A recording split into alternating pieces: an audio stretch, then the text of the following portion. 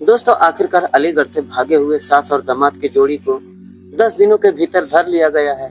जब वह बिहार के मुजफ्फरपुर से नेपाल जाने की तैयारी कर रहे थे और उसके बाद सास और दामाद की सच्चाई लोगों के सामने पुलिस ने उजागर कर दिया। लेकिन अभी तक जो मीडिया में खबरें आ रही थी, सच्चाई उससे बिल्कुल अलग है।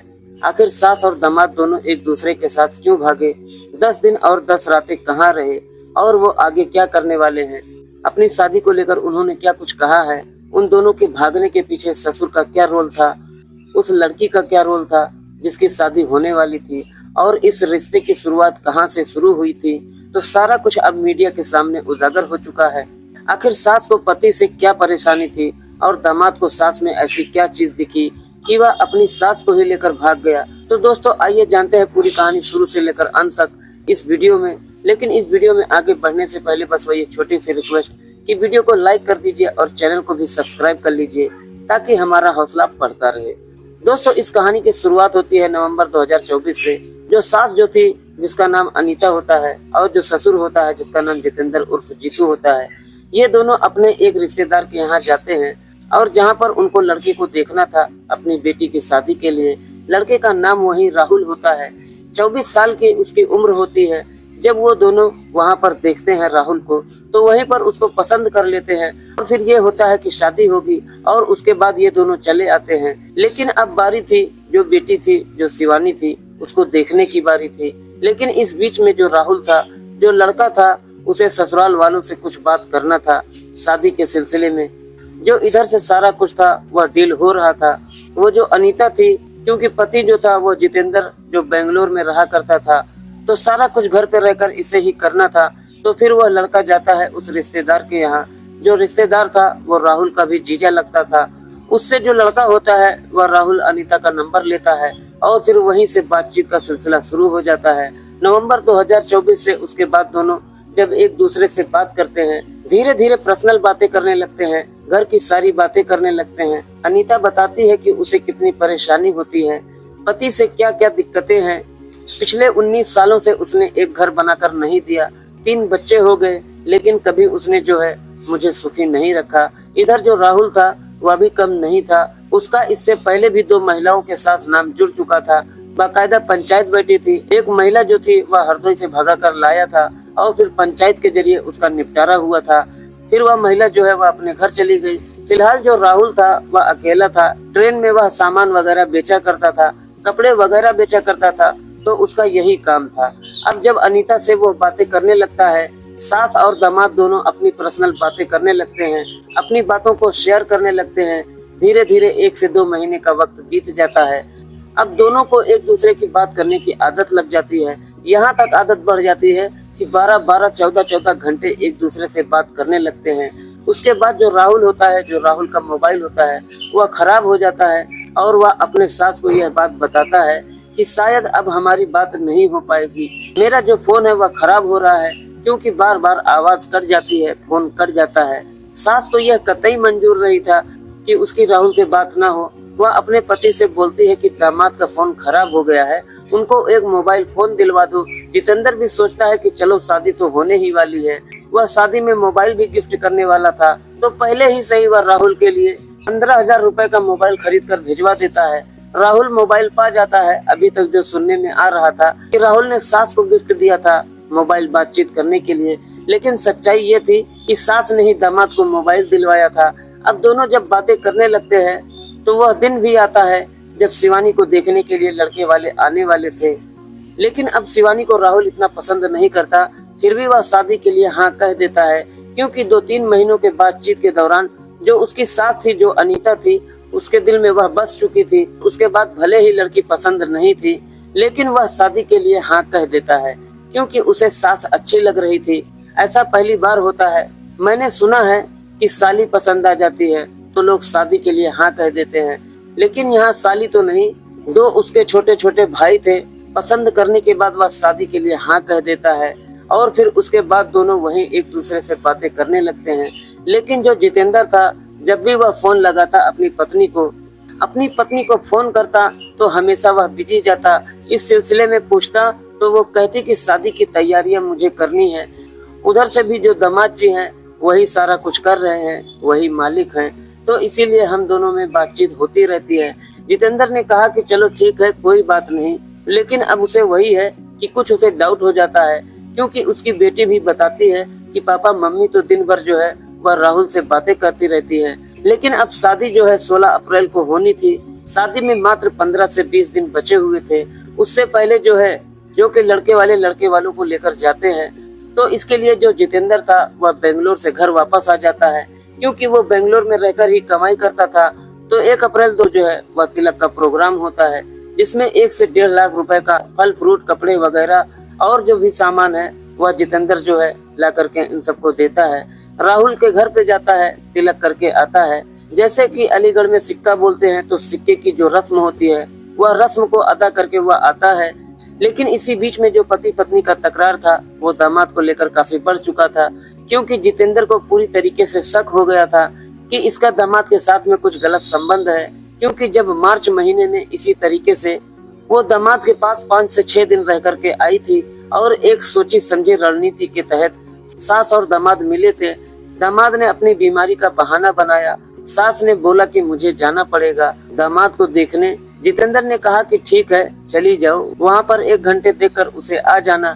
लेकिन राहुल के घर पर भी वहाँ कोई नहीं था, क्योंकि बात ही कुछ और थी। तबीयत तो उसकी खराब थी नहीं। वहाँ पर वो 5-6 दिन रुक जाती है और इन 5-6 दिनों के अंदर अंदर उन दोनों के बीच की सारी दूरियां मिट जाती हैं, सारी मर्यादाएं तोड़ देते हैं। पति पत्नी की तरह वहाँ पर दोनों अपने दिन गुजारते हैं। तो अनीता और उसका पति जितेंद्र, ये दोनों दामाद को लेकर एक दूसरे से लड़ाई करते हैं। लेकिन शादी करनी थी बेटी की, इसीलिए वो अंदर ही अंदर लड़ाइयाँ करते हैं और बाहर जो है वो शादी की तैयारियां करते हैं।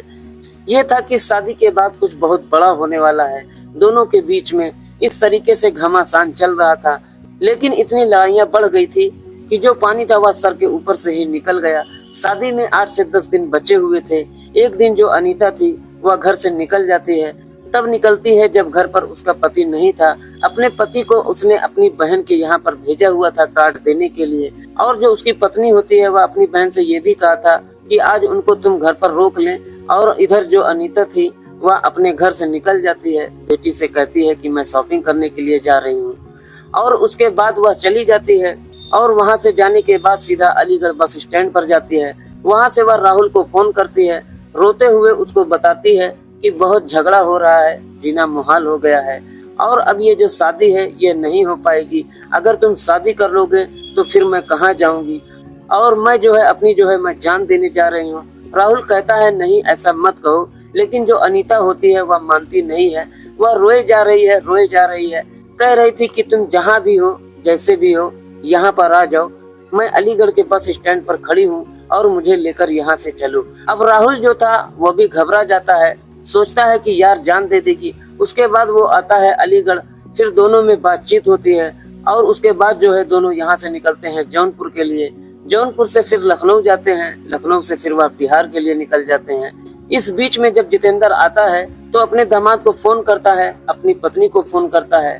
कंफर्म हो जाता है कि दोनों भाग चुके हैं, दोनों घर छोड़कर निकल चुके हैं। और उसके बाद वह थाने में जाकर रिपोर्ट करवाता है।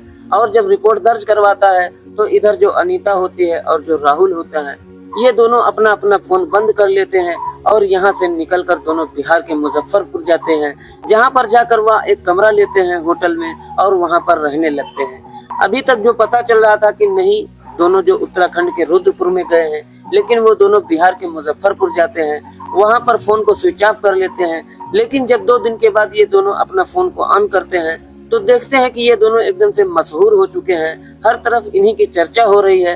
अलीगढ़ से पुलिस की 3 टीमें निकली हैं, उन्हें ढूंढ रहे हैं और योगी जी का राज है कहीं इनका इनकाउंटर न हो जाए। तो इसीलिए ये बिहार के मुजफ्फरपुर से नेपाल जाने की कोशिश कर रहे थे, बॉर्डर पार करने की कोशिश कर रहे थे। लेकिन अब यह लगातार न्यूज में बने हुए थे, सुर्खियों में बने हुए थे। फिर दोनों फैसला करते हैं कि नहीं, अब हमें जो है घर पर चलना पड़ेगा।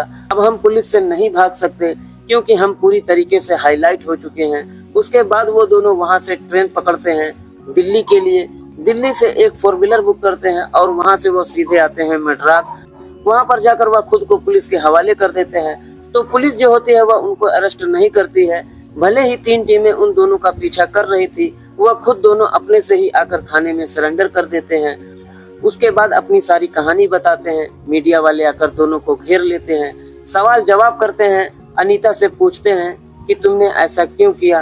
तभी दोस्तों अनीता जो है वह रोते हुए सारी सच्चाई बताती है। वह कहती है कि जो जितेंद्र है उसकी आदत ठीक नहीं है।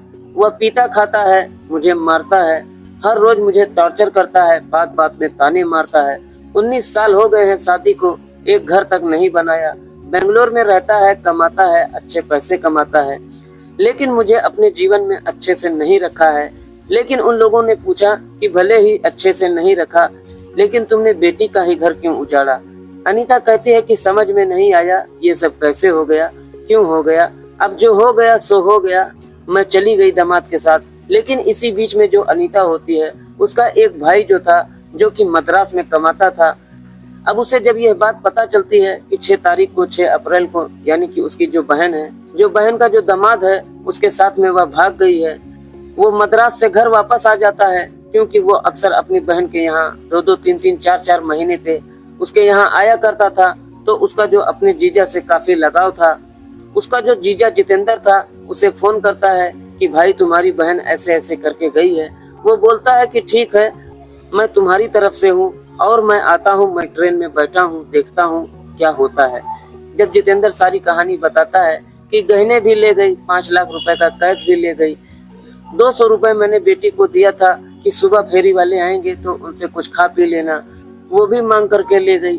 जब अनीता का भाई ये सब बात सुनता है तो भाई जो होता है वो अपने जीजा का साथ देता है, मीडिया के सामने आता है, कहता है मुझे शर्म आ रही है कहते हुए कि मैं उसका भाई हूँ, लेकिन उसने जो कुछ किया। और उधर जो उसकी बहन कह रही है कि मैं पैसे नहीं लाई, गहने नहीं लाई, मैं तो सिर्फ 200 रुपए और मोबाइल लेकर आई। भाई खुद कह रहा है, अनीता का जो खुद का भाई है वो कह रहा है नहीं, वो गहने भी ले गई है, पैसे भी ले गई है, उसने जो भी कुछ किया है गलत किया है, उसे जो है सजा मिलनी चाहिए, मेरे जीजा को इंसाफ मिलना चाहिए, वो गहने और पैसे इन्हें वापस मिलना चाहिए। तो ये एक भाई का कहना है अपनी बहन के खिलाफ। वो खड़ा है अपने जीजा जी के साथ, धरने पर बैठा है कि जब तक मिल नहीं जाता धरने पर बैठा ही रहूंगा, कि जब तक ये सामान नहीं मिल जाता, मेरे जीजा को इंसाफ नहीं मिल जाता, तब तक जो है मैं यहीं पर बैठा रहूंगा, जब तक मेरी दीदी को सजा नहीं मिल जाती। तो एक भाई ऐसा भी है और एक बहन ऐसी भी है जो अपने दामाद के साथ ही चली गई। तो इस तरीके से ये बातें हो रही हैं। और जो राहुल है, जब उससे पूछा जाता है कि भाई तुमने ऐसा क्यों किया, तुम्हारी तो शादी हो रही थी और तुम जो है अपनी सास को लेकर, होने वाली सास को लेकर भाग गए। दामाद ने सीधा पल्ला झाड़ लिया, जैसा कि उसने पहले भी 2 महिलाओं के साथ किया होगा। उसने कहा कि मेरा इसमें कोई रोल नहीं है, मैं तो एक सीधा साधा इंसान हूँ, मैं अपने काम से कहीं जा रहा था, यही आके मुझको फोन करके अलीगढ़ में बुला लेती हैं और फोन करते हैं कि मैं अलीगढ़ के बस स्टेशन पर खड़ी हूँ, वहाँ पर आ जाओ वरना मैं जो है कुछ कर लूंगी। अब मैं घबराते हुए इनके पास आया, फिर इन्होंने बोला कि मुझे कहीं पर लेकर चलो, मैं क्या करता, मुझे जो है इनको इस तरीके से लेकर भागना पड़ा। दामाद का यही कहना है। जब मीडिया वालों ने पूछा, अनीता से पूछा कि तुम अब शादी करोगी इससे, उसने तुरंत बोला कि हाँ मैं शादी करूंगी, जिसके साथ गई थी उसी के साथ ही रहूंगी। तो राहुल से पूछा गया कि शादी करोगे, राहुल कहता है कि अभी इस पर मैंने कुछ सोचा नहीं है। अब दोस्तों उस सास का क्या होने वाला है ये तो वक्त ही बताएगा।